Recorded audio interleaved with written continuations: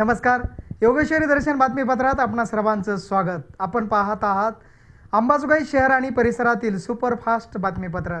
चला तर मग आता पाहूयात सुपरफास्ट बातमीपत्र.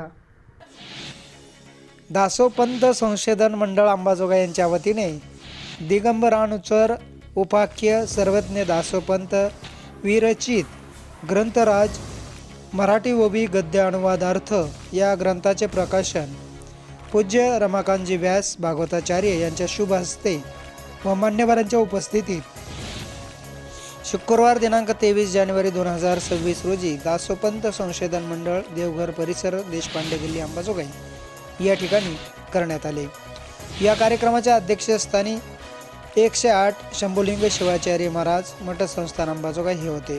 तर यावेळी व्यासपीठावर आमदार नमिता अक्षय मुंदडा, नंदकिशोर मुंदडा नगराध्यक्ष अंबाजोगाई, नगर परिषद परळी येथील नगराध्यक्षा पद्मश्री धर्माधिकारी ॲडव्होकेट विष्णू कराड, दत्त भक्त व दत्त साहित्य अभ्यासक गदाधर बुवा रामदासी मठाधिपती राम मंदिर वडगल्ली, कृष्णा बुवा रामदासी मठाधिपती राम मंदिर खडकपुरा, गिरधारी लालजी भराडिया सचिव योगेश्वरी देवल कमिटी अंबाजोगाई, उद्धव बापू आपेगावकर आंतरराष्ट्रीय पकवाजवादक, दासोपंत संशोधन मंडळ अंबाजोगाईचे अध्यक्ष अरुण देशपांडे, उपाध्यक्ष दासोपंत गोस्वामी, सचिव ॲडव्होकेट दत्तप्रसाद रांदड, विष्णुकुमार देशपांडे, माननीय संचालक जितेंद्र देशपांडे, प्रकल्प संपादक राज्य मराठी विकास संस्था मुंबई आणि सुनील दीक्षित उपाध्याय देवधर अंबाजोगाई हे मान्यवर उपस्थित होते. प्रारंभी वेधशाळेतील उपासकाकडून मंत्रोपचार वेदपठण करण्यात आले. त्यानंतर दासोपंत संशोधन मंडळ अंबाजोगाई यांच्याकडून व्यासपीठावरील मान्यवरांसह नवनिर्वाचित नगराध्यक्ष नंदकिशोर मुंदडा, नगराध्यक्षा पद्मश्री धर्माधिकारी परळी, नगरसेवक महेश लोमटे, नगरसेवक रचना परदेशी, नगरसेवक किरण भालेकर, नगरसेवक गणेश देशमुख यांचा यथोचित सन्मान करण्यात आला. यानंतर मठाधिपती गदाधर बुवा रामदासी, ॲडव्होकेट कराड, नगरसेविका रचना परदेशी यांनी समायोजित. सुरुवातीला या कार्यक्रमाचे प्रास्ताविक दासोपंत संशोधन मंडळ अंबाजोगाईचे अध्यक्ष अरुण देशपांडे यांनी अधिक माहिती दिली.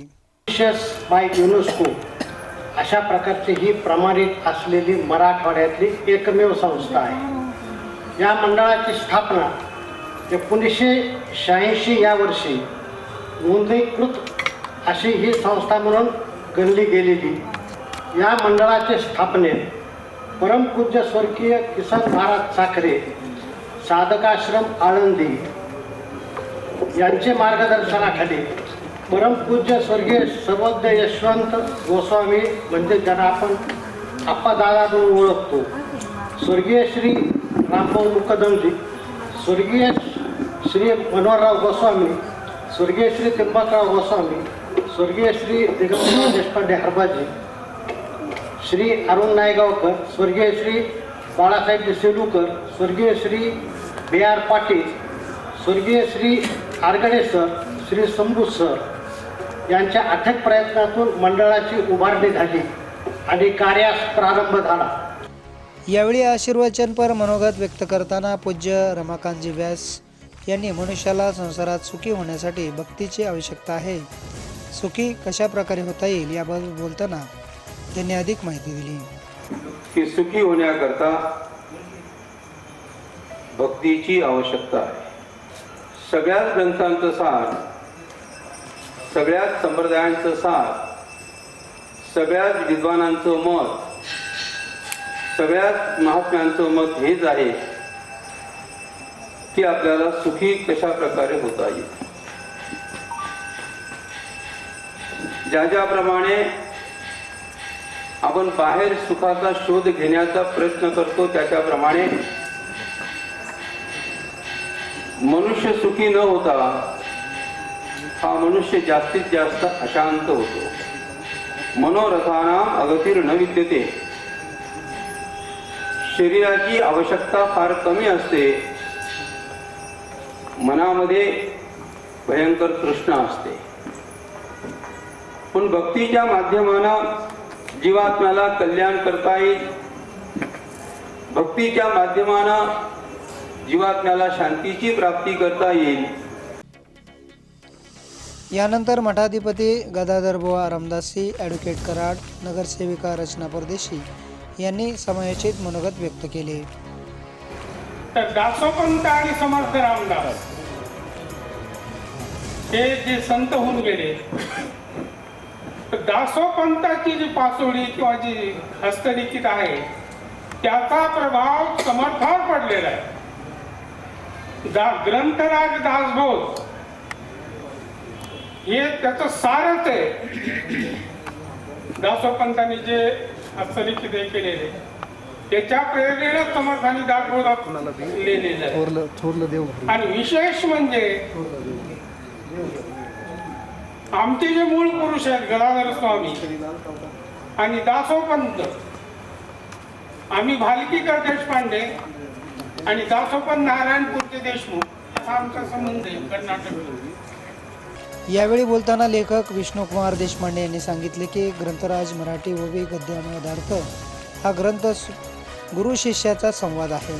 यात एकूण 8 प्रकरणे आहेत. तसेच त्यांनी अधिक माहिती दिली आहे. गद्य अनुवादामुळे पुस्तकातील आशय समजणे सुलभ होते. या पुस्तकासाठी प्राध्यापक जितेंद्र देशपांडे, श्री अरुण देशपांडे व त्यांच्या सर्व सहकाऱ्यांनी जे परिश्रम घेतले त्याचा येथे मी आवर्जून उल्लेख करतो. सर्वत्र दासोपंतांनी जे विविध ग्रंथ लिहिले त्यात आलेल्या वेगवेगळ्या विषयाचे सार म्हणजे ग्रंथराज होय. हा ग्रंथ गुरुशिष्य संवाद या स्वरूपात आहे.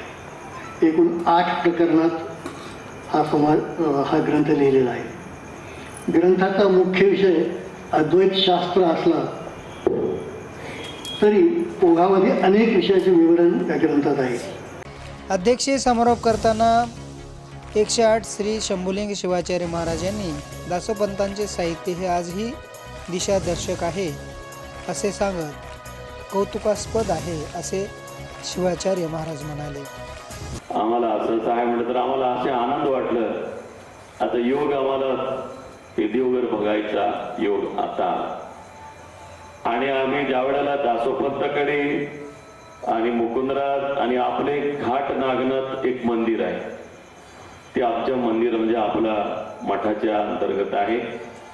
आणि तिथं जाता जाता आम्ही नेहमी बघतो, दर्शन घेतो, जातो. आणि अंबानगरीचे इतिहास म्हणजे आता इथंच नाही, आत्ताच आमचे काय नाव आपलं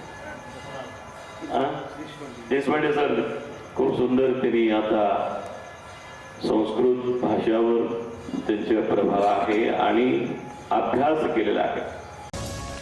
ग्रंथ प्रकाशन सोहळ्याचे सूत्रसंचालन प्राध्यापक गणेश पिंगळे यांनी केले. तर उपस्थितांचे आभार सचिव ॲडव्होकेट दत्तप्रसाद रांदड यांनी मानले. ग्रंथ प्रकाशन सोहळ्यास माजी नायब तहसीलदार शंकर बुरांडे, दीनदयाळ बँकेचे संचालक मकरंद सोनू सांगवीकर, प्राध्यापक तिवारी, गायक आसाराम जोशी, रामेश्वर रांदड, शंतनू हिरळकर, पद्माकर शेलमुकर यांच्यासह अंबाजोगाई शहर व परिसरातील नागरिकांची मोठी उपस्थिती होती. कार्यक्रमाच्या यशस्वीतेसाठी दासोपंत संशोधन मंडळ अंबाजोगाईचे अध्यक्ष अरुण देशपांडे हरबाजी, उपाध्यक्ष दासोपंत गोस्वामी, सचिव ॲडव्होकेट दत्तप्रसाद रांदड, सहसचिव लक्ष्मीकांत गोस्वामी, कोषाध्यक्ष उपेंद्र गोस्वामी, विश्वस्त दत्तप्रसाद गोस्वामी, कमलाकर देशपांडे, राहुल देशपांडे, जितेंद्र देशपांडे, दीपाली देशपांडे, अंजली सेलुकर यांनी पुढाकार घेतला. ग्रंथ प्रकाशन सोहळ्याच्या ठिकाणी दासोपंत संशोधन मंडळ अंबाजोगाई यांनी संपादित केलेले अनुवादित संत सर्वज्ञ दासोपंत रचित ग्रंथ संपदा दिनदर्शिकाही शिष्य साधक व उपलब्ध करून देण्यात आल्या होत्या. योगेश्वरी दर्शन बातम्यासाठी यशराज अवताडेसह नागेश अवताडे, अंबाजोगाई.